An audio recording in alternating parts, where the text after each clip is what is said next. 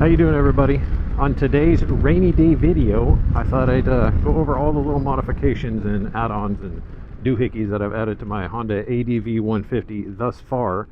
I'm trying to set it up for some in-state touring stuff. Nothing crazy. I'm not talking about, you know, traveling across states and doing thousands of miles on this thing. I just want it to be set up to run around inside the state, you know, a couple hours to somewhere and then a couple hours back, a little bit of exploring and things, maybe some dirt roads.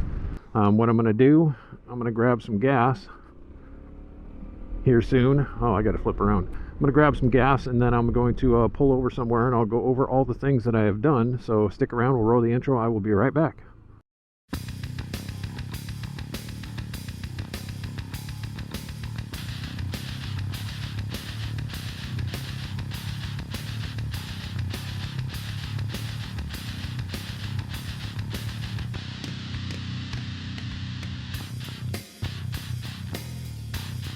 Alright, just got her filled up and do some math here real quick. Let's see, we have 137 miles divided by, what did we put in, 1.68, and that equals 81.54 miles per gallon so far.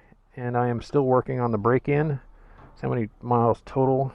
We got 582 miles. Wow, so we're just about there. 81.547 miles per gallon. That's not too bad, considering I'm kind of going through the braking procedure. I'm flogging it a little bit, so if I were to go easy on the gas, this thing's capable of easily over 90 miles per gallon. And I also wanted to mention that ever since it passed probably about 300 or 400 miles, I'm going to say 400, 500 miles, this thing has gotten a lot more peppy as far as like get up and go and just top speed and stuff like that. So if you guys just bought one of these bikes, just give it some time. You know, when I first got this thing, it wasn't going very fast. It didn't impress me at all. But after it starts to loosen up a little bit, it really does start to wake up.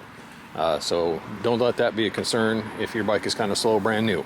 So anyways, starting at the front right here, this is the windscreen that I decided to go with. This one is, I bought this off of eBay. I think it was from a guy, Don Speed Shop or something like that. You can just get on eBay and kind of look for this windshield. And I think there's only one guy that sells this thing. They come out of Thailand. So it took me probably, I want to say about a month and a half for this thing to show up because of, you know, my supply chain issues. But it's a really, really good windshield. As far as like the wind protection and stuff like that is concerned, it's excellent. I mean, it really takes the wind off your chest. It puts it right probably about mid visor on me. There's absolutely no buffeting on this thing. It's really great. The only problem with this windshield is you can't drop it down into its lowest position and turn the handlebars full lock. Even when it's in its highest position, I had trouble with turning the handlebars full lock with the stock factory mirrors on here. So this kind of flows into the next upgrade that I had to do on here, which I'll talk about here in a moment. But as far as like the wind protection, when you're sitting behind the windshield, it works really well. I have absolutely no complaints about it. So let's move on to the next bolt-on upgrade that I did to the bike. And that's my little mirror extenders.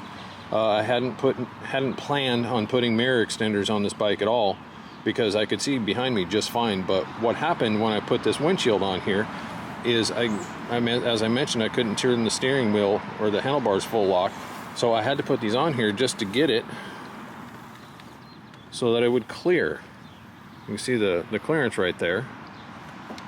Without these mirror extenders, I was only able to turn the handlebars, oh, I don't know, probably about that much. And as you can see, there had a lot more turn left in it that it needed. So I went ahead and ordered these little mirror extenders. These went on pretty easily. I did have to, mess around with them, basically kind of hand tighten everything and then turn the handlebars full lock and then, position everything, get it all lined up and stuff. But I'm really happy with them. I mean, they're pretty nice finish on them. We'll see if they keep their black color. I know a lot of these aluminum parts that you can get online, when they sit out in the sun, they do end up fading and becoming kind of ugly looking. But anyways, we'll live with them. So a view from the back here, as you can see, they push the mirrors out quite a ways, so they work really well. I was just kind of hoping to keep things in tighter and more compact looking. I want to go back to the windshield for a second here. I'll put the camera down, but I'm going to show you what it looks like in the all the way down position. It's got a nice low profile look to it. And in this position right here, you get full wind on your helmet. So it's really nice in like hot weather and stuff. You could, you know, fold this thing back down and really get some nice wind on it. But I'll show you what happens when it's in the all the way down position. Now we're having contact issues with the mirrors, even with the extenders on it. So just keep that in mind if you go with this type of windshield, that's going to be a problem. You'll need extenders on the sides, but I think it's worth it. That's what it looks like when you're on the bike. Anyways, on to the next modification that I've made. Now this one was by far the most expensive one that I've done. It's not really even a modification. It's just a nice GPS that I picked up for this thing, and this is the Garmin Zumo XT. And this thing is an excellent GPS device for a motorcycle.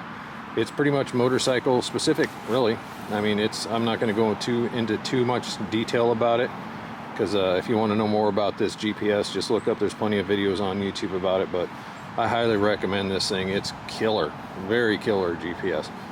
So the way that I have this thing mounted to the bike is I went online and I went to what is it, maninthebox.com, and they have that top clamp right here for the ADV150. And what it is, it's got a ram ball mounted to it, so you can bolt it, replace your factory handlebar clamp with that, and you have a place to mount your GPS with a ram mount. So it's really pretty cool. So when I first got this, I was hoping to mount the GPS right up here, right on top of this little sunshade thing right here on the bike, and I actually did. I had a ram mount sitting right on top of here, but the problem is when this bike was sitting at a stop, idling on the center stand, or even when you come to a stop, the GPS vibrated like crazy. So I was hoping to have it right up here, you know, more in my line of sight, but it just vibrated too much and it was annoying. So that's when I put it down here on the handlebars. And the way that I have this thing wired up is really simple. I didn't want to go through a whole bunch of trouble of you know, tearing apart the fairings and the plastic and all that stuff to wire this thing up. So what I've done is I just kind of tucked the wires down inside there next to all the other ones, and then what I did, I just ran the wire through the little glove box here, drilled a little tiny hole up in there, ran the wire out of it, and then just hooked it up to a 12-volt plug, and then plugged it into the cigarette lighter that's inside this glove box inside here, just because I didn't want to go through a whole bunch of trouble of you know, getting all fancy with the wiring stuff.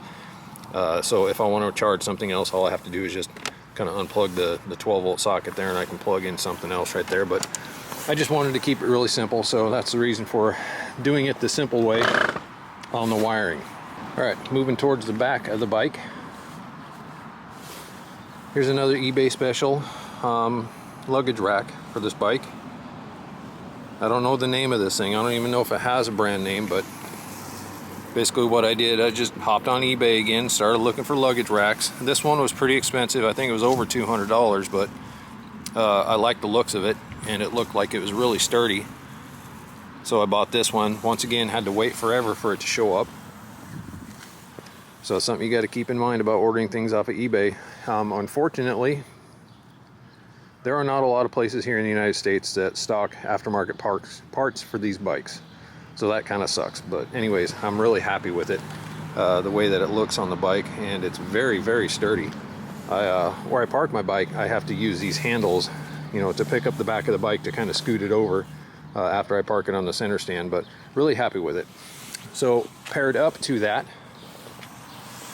is this, and all this is right here, it's a cheap Harbor Freight Apache case. You know, it's kind of like a competitor to the Pelican cases. So what I did, I already had two of these things that I had camera gear in that I hadn't used in quite a while. So I basically just went down to the hardware store and got a couple of things. Get that out of there. I got a couple of bolts, and all I did to mount it on here was I took some bolts, some Allen, what are they? They're like black Allen head bolts. I don't know if you can see those in there, because the bottom of this rack has got threads in it. So I just threaded the Allen head bolts up through the bottom of it, and put some wing nuts on it.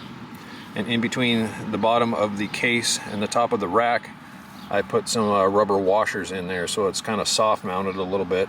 And so if I ever wanted to take this thing off real quick, all I just got to do is just take those wing nuts off of there, and then I can pull the whole box off. Makes it kind of, you know, pretty quick.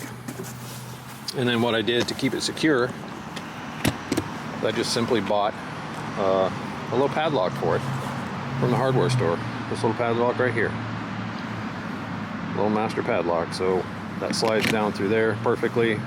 Then I can twist it around and squeeze it and secure the box. So it works out pretty nice. So far I'm happy with everything I've done to this bike. I'm setting it up to kind of do some little bit of light touring on it here in the state. Go explore some Forest Service roads, and go explore some back roads, and go explore some small towns and things like that. I think it's kind of what these bikes were meant for. So that's exactly what I'm going to do with it.